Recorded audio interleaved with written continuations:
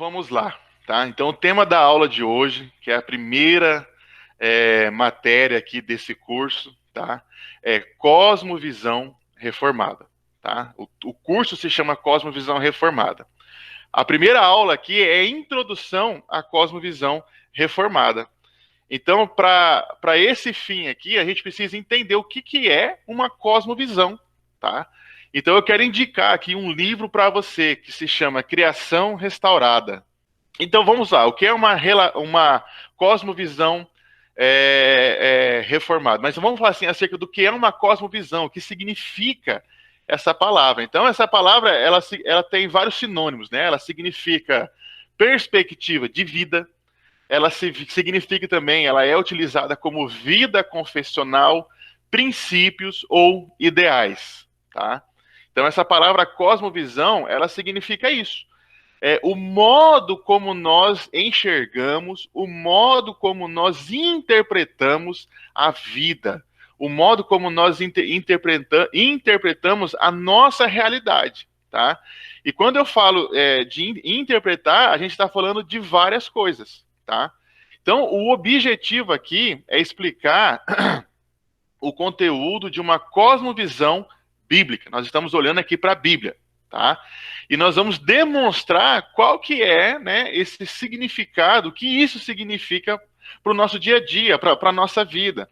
Foi como eu falei para vocês, nós estamos vindo aqui participando de um curso que se chama Cosmovisão Reformada, mas qual que é a relevância desse curso para a minha vida? Qual que é a aplicabilidade daquilo que nós estamos aprendendo aqui no nosso dia a dia, no nosso cotidiano, tá? Então nós precisamos observar todas essas questões aí e estar atentos a isso também, tá? Quais são as ideias que formam essa cosmovisão? Por que se chama cosmovisão reformada? Tá? Por que ela recebeu, né, em um tempo aí esse título, né, Cosmovisão Reformada? Então a gente vai demonstrar com essas perguntas, né, que uma cosmovisão reformada, sobretudo, ela é uma cosmovisão bíblica, tá? Porque tudo que você tem que prestar bem atenção, tudo que leva o nome reformada ou reforma é o quê? É um olhar atento e apurado para as sagradas escrituras. Então, existe uma tradição por detrás disso, por detrás desse conceito que nós vamos estar olhando mais adiante aqui também. Vamos lá, cosmovisão reformada. Esse termo cosmovisão reformada não é novo, tá? Isso aqui não é nenhum tipo de novidade. Os pais da igreja, né, os pais mais proeminentes da igreja, Irineu e Agostinho, eles já trabalhavam essa ideia de uma cosmovisão bíblica, tá? Obviamente que com o passar dos anos, a igreja foi se corrompendo e abandonaram essa cosmovisão bíblica. Só que no começo ali, nos primeiros séculos, né, da idade cristã, do começo da cristandade ali, Irineu e Agostinho eles já trabalhavam essa ideia de uma perspectiva bíblica relacionada ao nosso dia a dia, ao nosso cotidiano, às nossas crenças e assim por diante, tá? Também aí depois entra os reformadores, que nós temos ali o Tyndale, né, que é o William Tyndale, e temos Calvino. Então eles trabalharam também dentro dos seus escritos essa cosmovisão bíblica e por causa deles que mais à frente ela se chamou, né, cosmovisão reformada. Por quê? Pelo fato deles viverem apenas segundo as escrituras. Tá? Então aí ela começou a se chamar cosmovisão reformada. Vamos definir em uma frase, né, o que significa a palavra cosmovisão. A palavra cosmovisão, definida em uma frase, ela significa o seguinte: a estrutura compreensiva da crença de uma pessoa sobre as coisas. Mas o que seria essas coisas? Qual que é o sentido de coisas nessa frase aqui que eu acabei de ler aqui para vocês, né? Estrutura compreensiva da crença de uma pessoa sobre as coisas. O sentido de coisas aqui nessa frase é o sentido mais abrangente possível. Quando eu estou relacionando coisas, eu estou querendo dizer mundo, eu estou querendo falar vida humana, eu estou querendo falar sofrimento, eu estou querendo falar educação, moralidade social, família, Deus e etc. Ou seja, uma cosmovisão é o modo como nós enxergamos a vida, como nós enxergamos tudo aquilo que está à nossa volta. Eu não vou aqui, gente, né, separar a cosmovisão dentro de um conceito dicotômico, né? Do sacro e do profano, o sagrado e o profano. Não, essa não é a minha linha. A minha linha aqui é teológica, a minha bandeira é o quê? É holística, é o todo. Tá? Então, quando nós falamos de cosmovisão, eu estou falando acerca do todo. Tá? Porque um exemplo, quando eu vou conversar lá com o Rafael, tá eu e o Rafael lá, um de cara pro outro, batendo um mó papo. Quem que tá ali na minha frente? É o Rafael. Mas quem que é o Rafael? O Rafael, ele é uma pessoa, ele é um ser espiritual. Rafael é um ser social. Rafael é um ser ecológico. Rafael é um ser material. Enfim, se a gente for tentar aqui definir quem é Rafael, nós vamos ficar falando aqui até amanhã acerca da sua construção como ser. Por que eu estou falando isso para vocês? Porque o homem, ele é um ser muito complexo. A complexidade do homem é muito abrangente, tá? A complexidade significa que o homem, gente, ele é muito mais do que algumas partes, como algumas pessoas tentam definir o homem, tá? Então, assim, a minha visão aqui é holística. A cosmovisão reformada, ela é holística. Por que a cosmovisão reformada é holística? Porque ela trata do todo. Ela não trata apenas do plano de redenção, mas ela também trata da criação. Ela não trata apenas da consumação, mas ela também trata da redenção. Então, isso tudo engloba um todo. Então, o sentido de coisas que nós estamos utilizando aqui nessa frase é o mais abrangente possível. Se nós formos falar de queda, a queda, ela afetou o mundo, afetou a vida humana, ela trouxe como consequência o sofrimento, ela alterou a educação, ela alterou a moralidade sexual, social, ela mexeu na família, enfim, ela alterou tudo, ela alcançou o homem em todos os seus aspectos, em toda a sua complexidade, tá? Não só o homem, mas toda a criação de Deus. Então, assim, eu gosto muito dessa questão, dessa visão, dessa cosmovisão reformada, porque ela é holística. Eu vou explicar para vocês o que significa a palavra holística, tá? A palavra holística significa todo, o todo, beleza? Vamos andar aqui. Nós falamos lá também na frase o sentido de crença, né? Vamos voltar para a frase lá, que é importante a gente sempre estar reforçando ela aqui. Definindo cosmovisão em uma frase.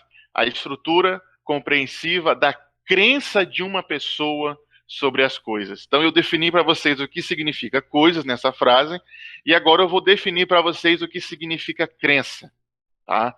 Crença é afirmar algo de como as coisas são, tá? Crença é você estar disposto a defender a afirmação, ou seja, aquilo que você crê, aquilo que você acredita, com argumentos, beleza?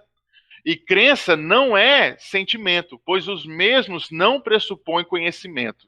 Então, quando nós falamos acerca de crença, nós não podemos desassociar a relação que há com a racionalidade das coisas. Crença é o modo como você vai conseguir interpretar as situações que acontecem na sua vida, as coisas que sobrevêm até você. Crença, ela... Deixa eu permitir aqui. Crença é você afirmar como que as coisas são.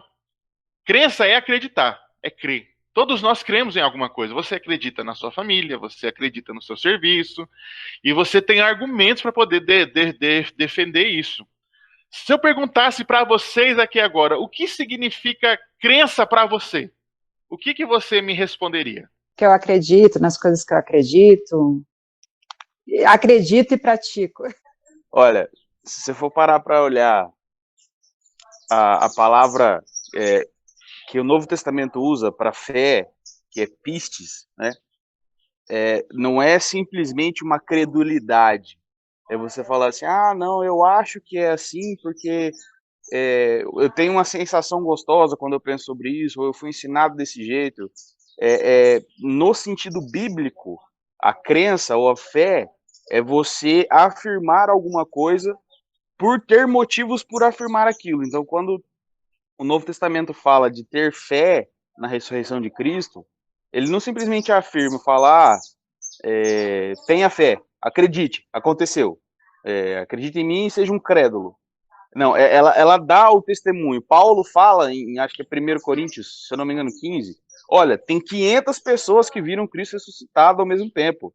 Se você não acredita em mim, vai lá falar com as outras testemunhas. Eu te dou uma razão para você acreditar naquilo que eu estou te dizendo. Então, crença é você... cara, uma crença real, é você reconhecer um dado da realidade. Entendeu? Você pode estar iludido e entender que a realidade é uma coisa que na verdade ela não é. Mas uma crença, quando ela é real, ela é simplesmente uma representação de um dado da realidade. Isso, beleza. Se for para esse lado da fé, como o Rafael estava querendo explicar, né, no Novo Testamento, realmente seria algo que é verdadeiro, né? Não é só uma mera opinião, porque se for só crença mesmo falando, ela é só uma mera opinião. A gente não tem como justificar, ou se até justifica, a gente não tem como provar se é verdadeira. A fé não, a fé é uma opinião verdadeira, entendeu? Onde está fundamentada, né, pelo conhecimento que nós temos de Deus, tá? Agora, se for essa crença só opinião, essa acaba sendo isso, é só uma opinião que eu tenho sobre alguma coisa. Sim.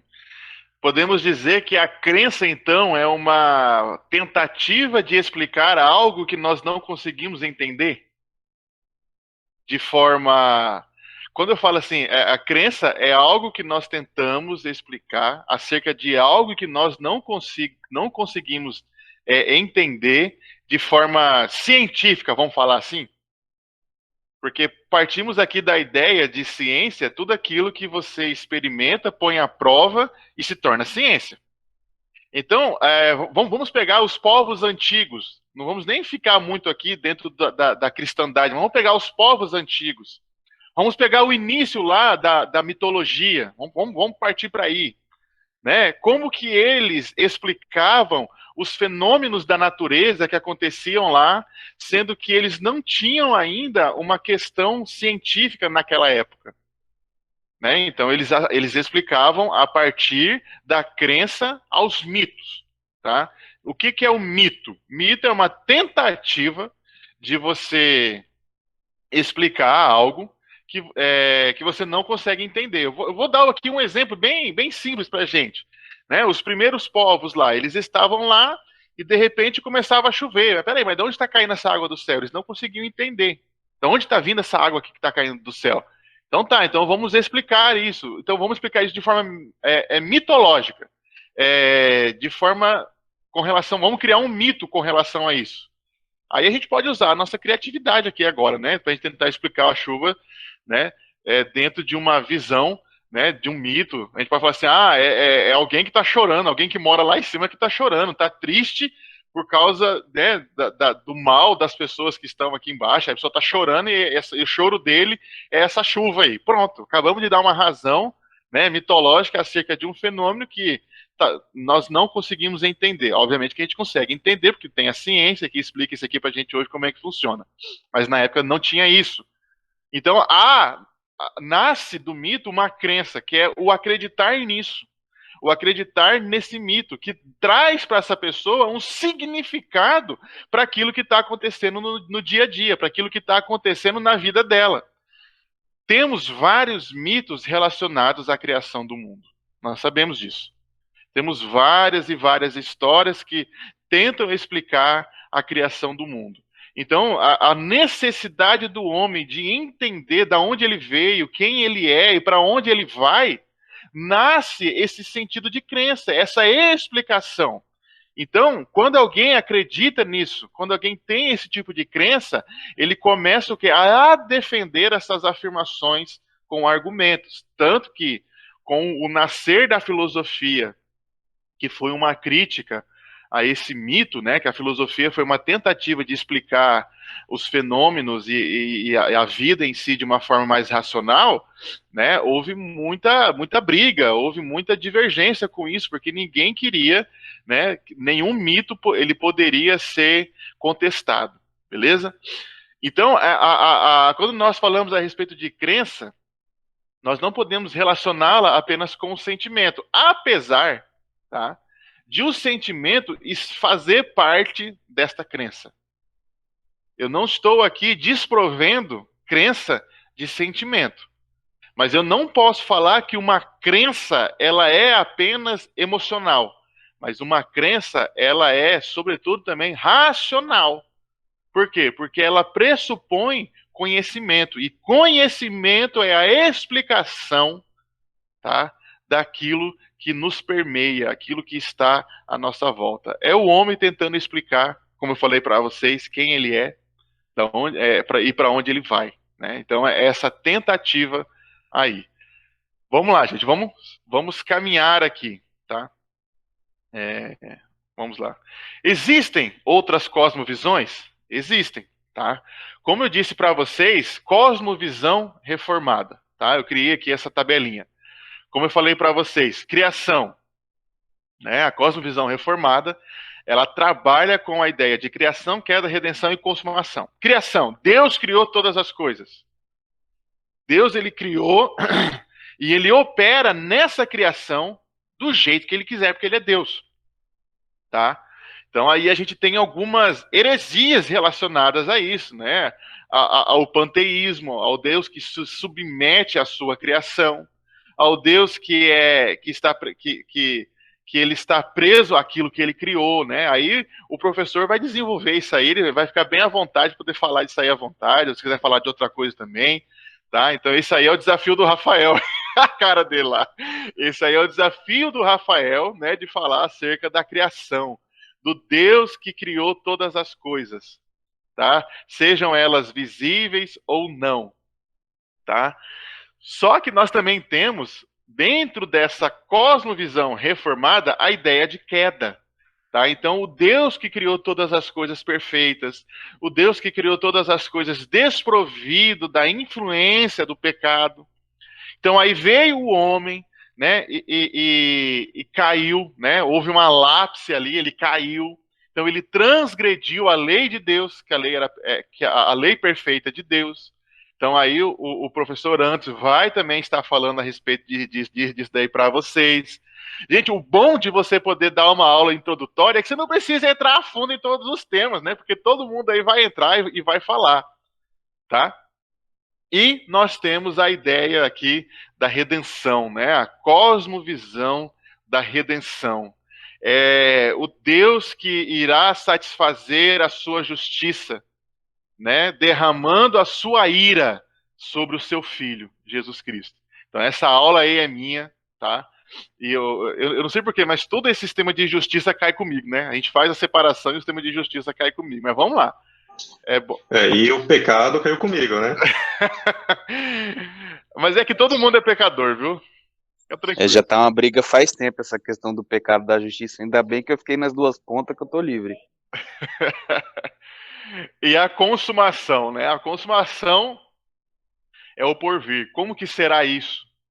Né? Será? Aí eu vou complicar um pouco a vida do Rafael, né? Será? Licença, Anderson, mas não reclama do pecado não, cara. Parece que escatologia ficou na minha mão, tô lascado.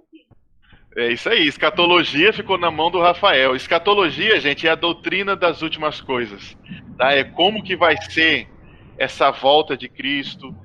Vai ter o milênio, não vai ter, como é que vai ser, qual que são as visões milenista, né? Qual que é a interpretação do Apocalipse, é uma interpretação preterista. Rafael, cara, vai na FEB. Velho, para de afundar esse barco, cara. Para de afundar esse barco, socorro. Então tá, gente, Então, como eu falei para vocês, é uma aula introdutória. Então, eu fiz aqui uma introdução acerca do que é cosmovisão. Gente, ficou alguma dúvida relacionada àquilo que nós estamos falando aqui? O significado de cosmovisão, o que ela é, né, como que ela funciona? Se ficou alguma dúvida, é importante que vocês falem agora, porque daqui para frente, é como o Rafael falou, o barco só vai, né, para águas mais profundas aqui. Então, precisa ter muito bem definido essa questão de uma cosmovisão e assim por diante, tá? Pode ser cosmovisão também, então é a lente de como eu vejo essas coisas? Sim, cosmovisão é a lente de como nós vemos as coisas, de como nós interpretamos. Eu ia sugerir exatamente essa analogia que o Anderson fez, porque a lente, cara, ela molda tudo que você olha e você não percebe que ela tá lá. Então, o pressuposto é tipo, o cosmovisão é um conjunto de coisas que você assume como verdade, muitas vezes sem nem pensar sobre isso, mas, tipo, não existe pessoa que não faz isso. É uma ilusão muito grande das pessoas, quando você vai conversar com elas, e elas são de outras cosmovisões que não cristãs, e elas falam, ah, não, eu não tenho uma coisa dessa, não, eu não tenho uma visão de mundo, porque eu não tenho uma religião. Mas isso não é característica da religião. Não existe ser humano sem cosmovisão. Todas as pessoas têm um conjunto de ideias que molda o mundo delas, e é isso que a gente tem que aprender a reconhecer. Só porque o impacto também, né? Por exemplo, não é só então como eu vejo as coisas, mas também como eu acabo reagindo a elas. Por exemplo, se eu tenho uma cosmovisão bíblica, que eu vejo que tudo é para a glória de Deus, eu tenho uma reação diferente de uma pessoa que tem uma visão demoníaca, que tudo é coisa de demônio agindo contra ela, entendeu? É uma pessoa que vive praticamente no inferno se ela chega dessa forma e vai agir dessa forma a todas as coisas. Totalmente diferente quem tem uma visão reformada. Sim, é isso mesmo. Então, como eu falei aqui para vocês, existem outras cosmovisões, tá? Então, existe uma cosmovisão dualística, onde o mundo ele é separado, né, entre o sagrado e o profano. Existem cosmovisões que falam acerca que o mundo mundano, né, uma ideia mundana, secular ou natural. Existem cosmovisões relacionadas ao Espírito Santo. E, gente, assim, tem muitas ideias. É como o Anderson e o Rafael falou aqui. Oi, William. Oi. Desculpa a demora de entrar, de conseguir falar. Talvez eu vá falar de uma coisa passada, mas eu estava apanhando da tecnologia aqui, tá? Não tem problema. Eu estava tentando falar, mas não conseguia. Acho que é fundamental para nós, como igreja, olharmos para isso tudo, né, essa sequência de aulas, que ela vai trazer exatamente o que é que a igreja crê, né, como que a igreja se posiciona. E a gente tem visto aí um caminhão de heresias, e muitos dos nossos membros vão nesse caminhão de heresia por falta desse conhecimento, dessa cosmovisão, de entender o que é que a Bíblia fala a respeito de cada uma dessas coisas. Na realidade, a hora que você pega a criação, queda, redenção e consumação, você foi de Gênesis a Apocalipse de uma forma bem rápida, né? Você pega todo o conteúdo bíblico e expõe. Então, como que a Bíblia trata de tudo isso? E se eu me coloco como um cristão bíblico, eu tenho que reconhecer isso e mais, viver de acordo com essas balizas, né? É fundamental. Então, voltando lá naquela questão da crença, é justamente quais são as balizas que balizam a minha vida, né, o meu procedimento. Então, é fundamental, tá? Desculpa o atraso, mas eu vou melhorar. Fica tranquilo. Até o final do curso você vai ficar fera nesse negócio. Gilberto, pode falar, Gilberto. Certo. Então, William, que a hora que você estava falando dessa dualidade, né, do espiritual, do sacro e do secular, né, digamos assim, é sobre isso, né? Sim. Que agora eu não tô, sim, aqui, dualística, né? Então, isso daí vinha dos gregos, né?